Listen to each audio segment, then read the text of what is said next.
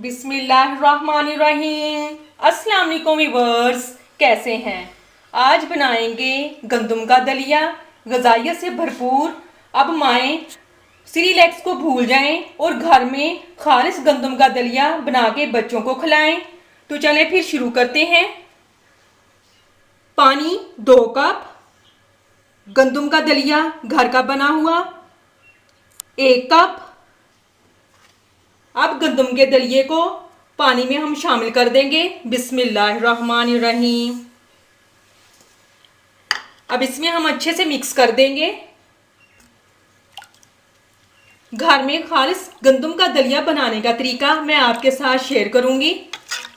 इसका तरीका बनाने का बहुत आसान है। गंदम का दलिया बहुत अच्छे से मिक्स हो चुका है। अब इसको हम आधा घंटे के लिए छोड़ देंगे। दलियों को पानी में भिगोने से बहुत अच्छे तरीके से फूल चुका है। अब पैन चूल्हे पे रखेंगे, लो फ्लेम पे इसको पकाएंगे। दलिया खाने के बहुत फ़ायदे हैं। दुबले पतले लोग अगर इसका इस्तेमाल करें तो वो बहुत इससे फ़ायदे उठा सकते हैं। अब इसे गाढ़ा होने तक पकाएंगे। लो फ्लेम पे बहुत अच्छे तरीके से उबाल आना शुरू हो चुके हैं। अब इसमें हम 1 कप दूध शामिल कर देंगे। बिस्मिल्लाहिर्रहमानिर्रहीम।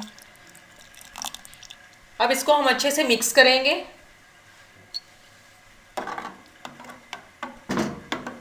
और लो फ्लेम पे इसको गाढ़ा होने तक पकाएंगे। माशाल्लाह गंदम के घर के बने हुए खालिस दलिये को बहुत अच्छे उबाल आ रहे हैं। तकरीबन 20 से 25 मिनट लगे हैं इसको गाढ़ा होने में।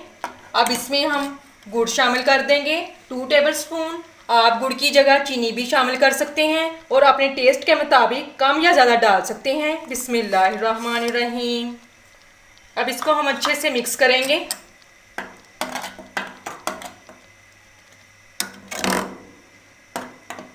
और 1 से 2 मिनट इसको और पकाएंगे ताकि गुड़ अच्छे से इसमें मिक्स हो जाए।